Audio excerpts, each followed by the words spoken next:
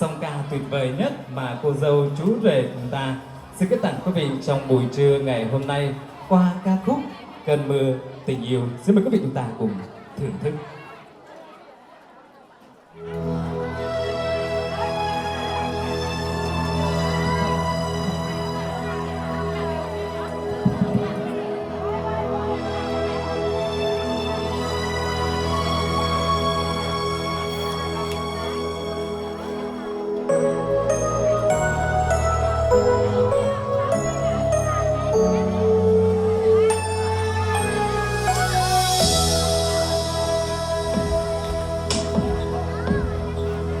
Người yêu ơi, đã héo khô, mặt hồ lá xa xa, những con đường vắng sương mờ, từng bước chân buồn đi mùa thu xa lắm, để nỗi buồn cứ thế đến bao giờ. Và cùng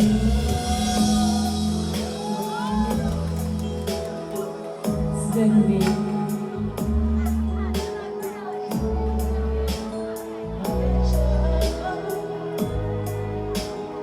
sát lại nụ hôn như bắt lời ngọt ngào như vô tình yêu anh càng làm hơn nữa.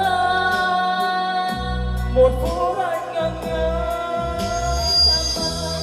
ngồi làm cơn mưa dâng kín trong lòng em để trái tim buồn quên. nỗi đau triền miên cơn buồn đánh rơi trên hàng mi ướt mềm. Còn thức ta nhìn nhau hẹn ước cho ngày sau, Dòng đời mình bên nhau đi nhé anh tình yêu. vì chính em mà thôi. Yêu anh mất rồi sớm mai dành cho nhau tia nắng đầu tiên sáng ngời.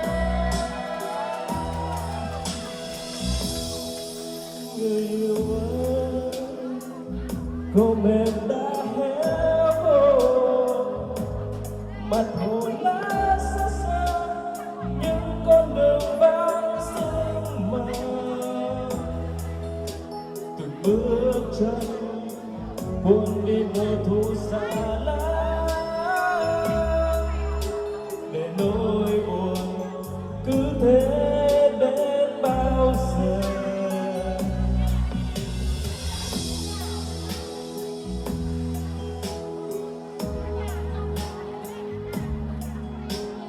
Tới anh hãy chờ em anh nhé và hãy cho nhau sát lại nụ hôn như vẫn ngọt ngào như vô tình yêu anh càng ngày hơn nữa.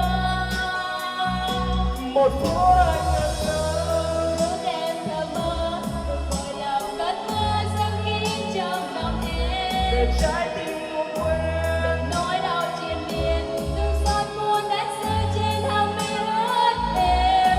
Chúng ta nhìn nhau hẹn ước cho ngày sau, Trong đời mình bên nhau đi nhé anh tình yêu. Vì yêu anh mất rồi sớm mai dành cho nhau tia nắng đầu tiên sáng ngời. mưa xa xa thương nhớ.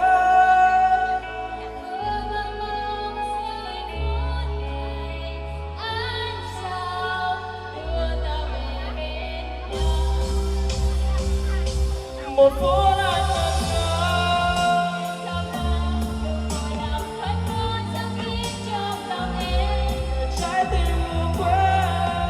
Đau triền miên từng giọt buồn đánh rơi trên hàng mi ướt mềm.